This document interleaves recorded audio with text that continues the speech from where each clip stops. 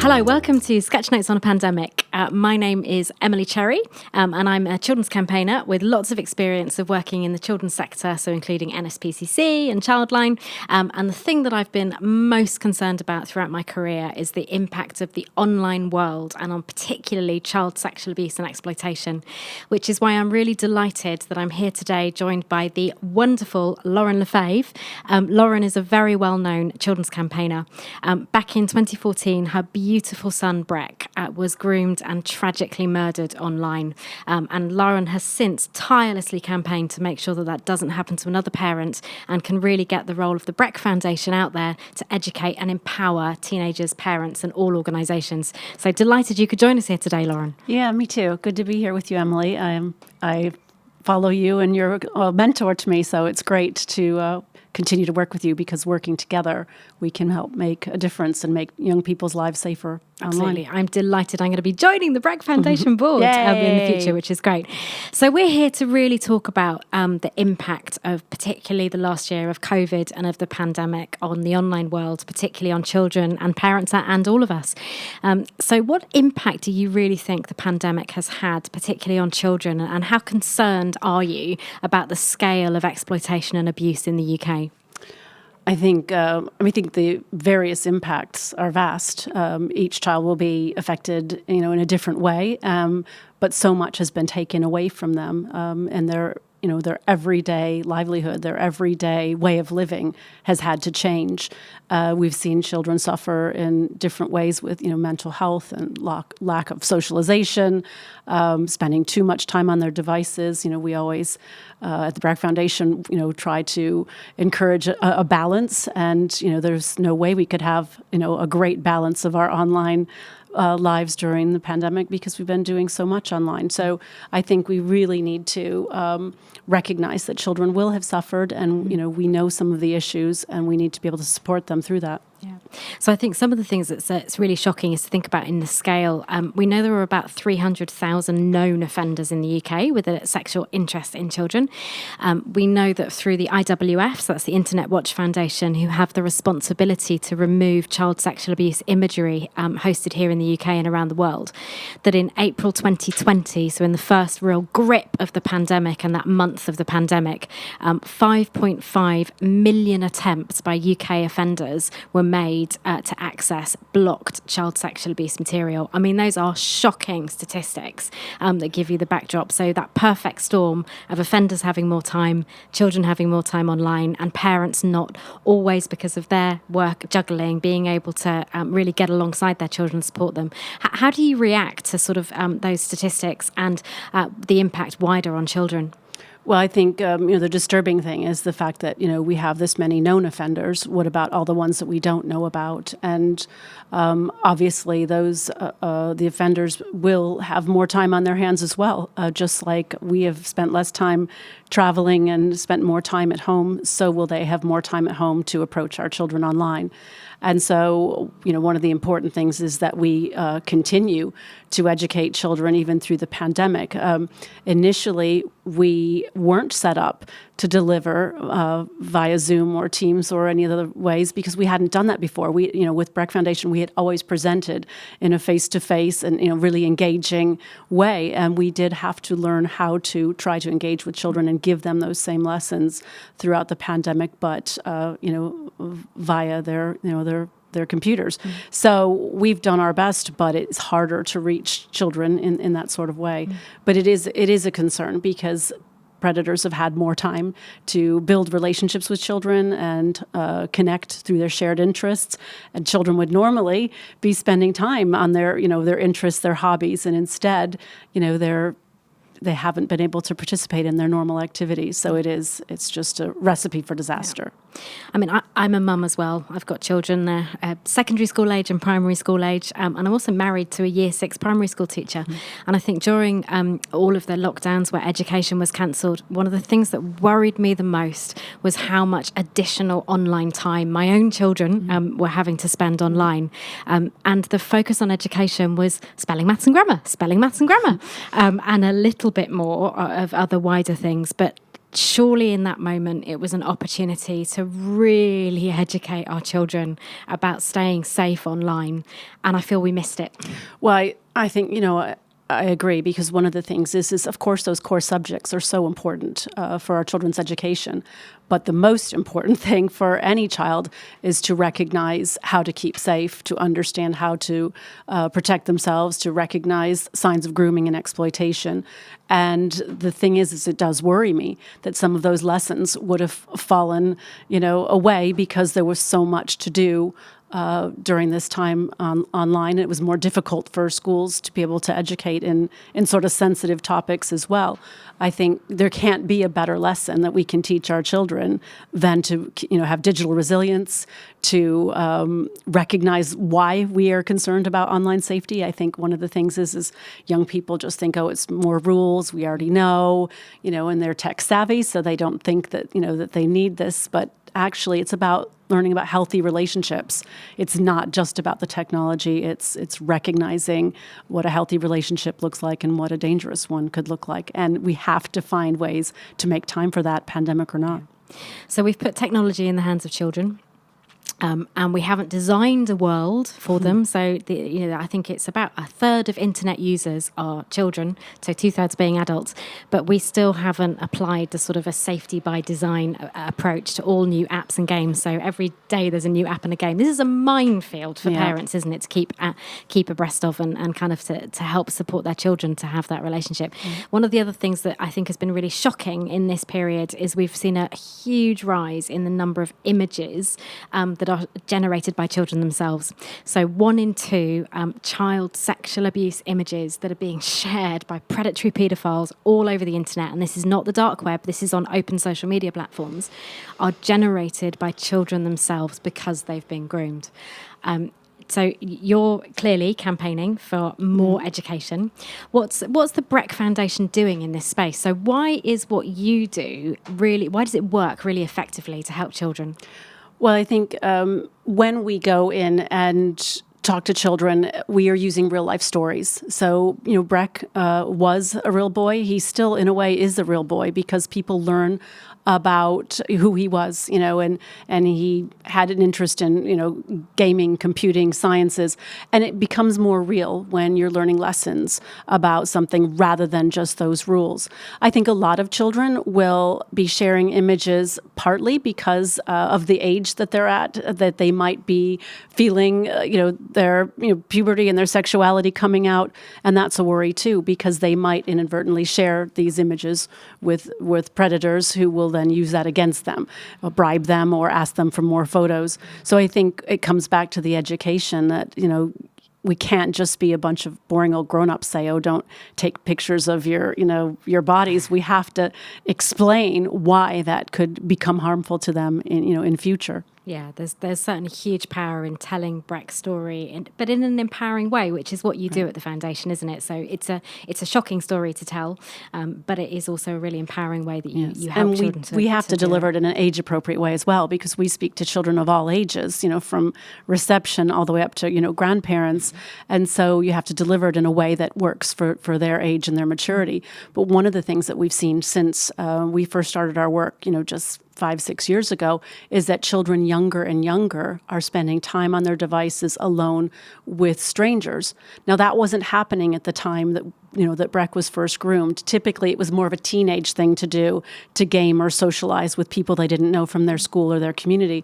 That has changed because we're giving young people more devices at a younger age. They are now indeed engaging with strangers online as well. So one of the huge lessons we try to cover is that all strangers aren't bad, but when they're online, we don't know who they really are, and we don't know their intentions, and we don't know, what they're after, what they're trying to achieve.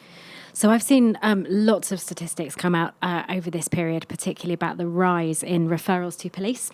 As I've seen some police forces have reported up to sort of an 80% increase in referrals to them for exploitation and abuse, and nationally running sort of over around 60 to up to 70% in some areas. It's a real shock that that's coming through, but no surprise when we see the scale of offenders here in the UK increased time for children online, and parents who struggle to keep up to date with all those rise. The other side of this is the role of technology companies. And whilst in this pandemic, they have had to shift their own working practices. So like everyone, we've all had to work from home a little bit more. So have the moderators who, for the online companies, have also had to work at home. And the impact of this, we've actually seen a 50% reduction in the number of referrals to the National Centre for Missing and Exploited Children in the last year. And the majority of referrals, people might be surprised to know, but actually come from Facebook-owned apps. So 70% of referrals come from Facebook-owned apps. And as a result of these shifting moderation practices, we're seeing less children get help. What more do you think the technology companies need to do to support parents and educators and charities in this space? Well, I think, when you look at how much income and profit that, these tech giants and huge platforms are getting are using their platforms, I think they owe it to society, to our children, to put more into it. And I do know that they have, things in place and policies, but it's not enough. It's not good enough at this point. There have been times where I've had sort of investigations with police, and they needed to gather information from some of the tech giants, and they try to keep it private. We've seen this in the news time and time again, and we understand, of course, privacy is so important, but when it comes to a crime, we need the police to be able to have access to anything that they need to be able to ensure that that child is safe. I mean, we don't want to get to the crime. We want to actually ensure they're safe before. But if something does happen, we need full cooperation with these platforms, and that's why it's so important that they are regulated, in my opinion. And I know, there's varying opinions, but for child safety, we need to have more regulation and more responsibility, more fines for things that go wrong, and law and policy changes. So I'll just pick out two words that you used there. So privacy. So that seems to be one of the arguments that's used constantly in the tech world, that people want privacy over protection. It's not my argument. I definitely do not make that one. So a lot of the technology companies are going down the route of end-to-end encryption. So where nobody in the world, so I can't break it, MI5 can't break it, no one in the police can know what is happening between those two users. And that's certainly the direction of all of the Facebook-owned apps, is that they're rolling out end-to-end encryption, which will actually stop law enforcement from being able to legitimately see what's happening on these platforms. Which is the opposite that we want for protection for our children. So it's definitely a real worry, this sort of rollout to end-to-end encryption. We know that the UK government's finally launching the Online Harms Bill. I think we were probably talking about the Online Harms Bill. I don't even know how many years ago, Lorin. It was many. And obviously delayed via Brexit and delayed via the pandemic as well. So you've said that regulation is something you welcome. What do you think about the Online Harms Bill, and maybe what's missing from it? Well, I think first of all is it does need to take precedent over, yes, of course, Brexit and the pandemic and things are important, but I do feel that sometimes child protection gets pushed aside, whether it's for other crimes. And I think that's one of the most important things, is that it should be on the top of everyone's agenda. We all have children in our lives, and children are our future. And, the more money and protection we put into keeping them safe, having them be properly educated and protected, the better future we will all have. If you think of what our children are going through at this point, we don't want them to be permanently sort of damaged by holding them back and having this harm come their way. So I think it's so important that we do put it into the top shelf. Yeah. So top shelf, is actually you're predicting where I might go to in terms of thinking about the next area, because I actually wanted to ask your opinion on the role of pornography. And online, which is freely available. We've all binge watched we've definitely all been binge watching on Netflix and other things in this period. But we know that the scale. I thought you meant we were porn, binge watching. No, we're not binge watching porn. Some people might be. Some people are. No judgment.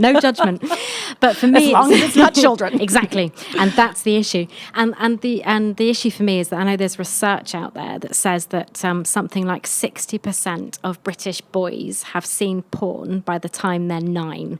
I have a 12-year-old and that terrifies me. But then by the time they are sort of into their early teens, they're actively seeking it out, and they think that that's what Sex and Relationships is based on. And we're not talking, we're talking hardcore pornography out there that's available on social media platforms. Do you think that that's something that government should have taken more action on, because they've missed it out from the online harms bill?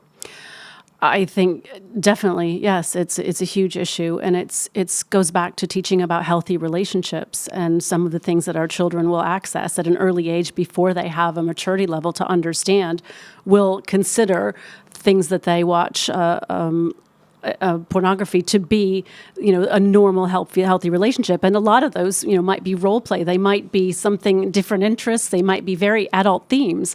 And yet that's what some children are having as their education on what a sexual relationship looks like. So I think more than ever, the health and sexual relationship education is so important. When I think back to when I was actually going to parent meetings when Breck was at that age, the schools at that time were saying, lock it down, shut it down. Your children are going to find it. And that was sort of the thinking. They weren't teaching that much about grooming or what to do about it. They were just saying, lock it down. I think it's really difficult to lock everything down. I would love it if we could lock, harmful content to children. And that is a goal, that children wouldn't be able to access harmful content for them. But I think it's important that the education goes alongside of it, that we teach what a healthy relationship looks like. For instance, we have seen so many girls that have had relationships with boys that are quite harmful, violent, and degrading.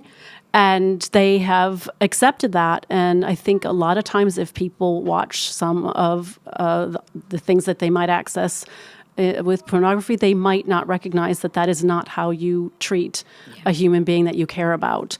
And girls have had, bruises and choking, and they'll say, oh, but they'll say that's the norm. That's what everybody's doing.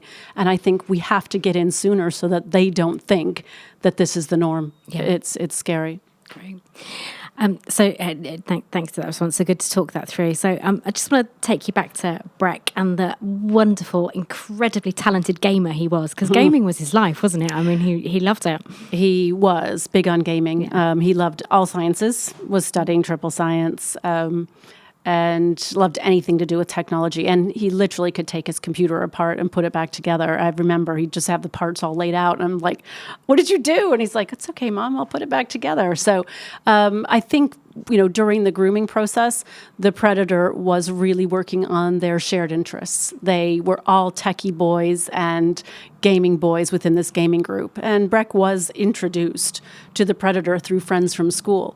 Well, if you think about what feels safe online, if a friend that you trust at school introduces you to a new group, you might think that that's the same as being introduced to a new group at school. And so we try to teach that actually a friend of a friend is not the same as a real friend from your community. No one had met the predator in person, but some of them had been gaming with him for up to 4 years. So at that point, they did feel as though that they were friends. So I think the other, thing within Breck's story, there was so much to learn within one, boy's story, because there was so many catalog of errors that went wrong. But, I tried to get help from school. I tried to get help from his tutor, from police, from friends, but we weren't educated on grooming. And I didn't know you back then, Emily. God, I wish I had. And so when I tried to talk to Breck and other people about it, nobody thought that he was a vulnerable child. They didn't see him as being a kid who would be groomed, because he had friends, he was doing well at school, he was, loved. I adored that kid. And so they just said, oh, everybody games, with strangers, everybody's online a lot. They didn't know what we were coming to during the pandemic, but, they were saying all kids are spending time doing the same. It's this no big deal. And so I couldn't get the assistance, and I didn't know where to go. I didn't know about CEOP then. I was sort of kind of going to my local contacts, but I think, now obviously I would be able to get a lot more help. So the other thing is the predator was an 18-year-old, and I thought he was older by the way he had sort of a controlling and manipulative manner. And I kept feeling like he was some creepy old, predator that we see on TV. But actually, 18 years old, none of those boys considered him to be a predator because he was a teenager like them. And some of the other teenagers were 14, 15, 16, 17, they didn't see it as being a danger. So within, just Breck's story, there's so many different lessons for both young people as well as, adults, whether they're parents or work in safeguarding. But at the end of the day, had we all been better educated, we could have saved Breck. And to be honest, that is why I do the work that I do, because I know in my heart of hearts, if I had heard this podcast talking about children's, online use, what they were doing during the pandemic, how they were spending more time online, I would have been able to better protect him. Yeah, I think as a parent, we all need to hear this story, and we all need to have those conversations. I remember, I think of my own parenting and the way that I talk to my children. Groomers online exist. I don't talk to them in a scary way about it. You get alongside your children, you talk to them, you explain it, you don't go in and say it's this scary adult who'll kind of sit in a corner as an old man and all the rest of it. They are the most charming, wonderful individuals who will know how to push your buttons and to bring you in, and that's what we've got to really support children to understand. Yeah, well, I could hear the predator. He was intelligent and he was interesting. He was engaging, and he did. He pulled them in with his knowledge, with his he was mentoring them, and they were having a good time. They were having fun together. And I think when you're having fun, you're not sensing danger. It wasn't some dark alley. It was fun in their room, enjoying time with their friends. So as a parent who's been through this, what would be your top tips to other parents about keeping their child safe online? I think obviously talking to the child themselves, using sort of not a tone that they'll be put off, not a tone where they think they're in trouble or they're doing something wrong. It really has to be sort of a lovely conversation that explains why you're concerned. Show them resources. We have some films on our website. There's lots of things available, but also if you're concerned, involve the teachers, involve the school. I had gone to school, but I hadn't made sort of a formal appointment or a formal meeting, and I think maybe I might have gotten someone who knew more what to do within safeguarding. I mean, we propose that everyone within a school setting is able to help in a safeguarding issue, but at the end of the day, there will be some that are more able to help in that situation. And report and re-report. I reported. I wish I had gone and reported every single day, but I eventually thought that I had fixed the problem. Because it went underground when I forbade Breck from speaking to the predator. So the forbidding, the taking away needs to be used in moderation, because sometimes it does just make it more secretive. And I think trust your instincts, really. I instinctively knew that this person was not genuine. And I think, that's pretty important from a parent's point of view. If it doesn't feel right, then maybe there's something to it. Yeah. So telling Breck's story is something that you do, and now there are new staff and volunteers at the foundation who are able to take that burden, because it is a burden, Breck. and go Team Breck. And it does cause you pain each time that you have to tell the story.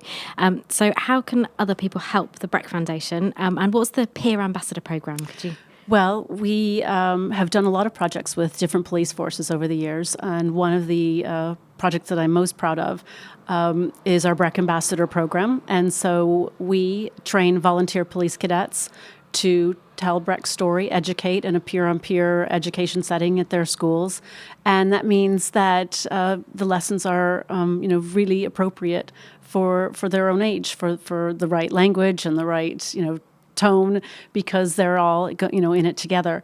So I'm so proud of that program. We started off in London, and now we're going further afield with that.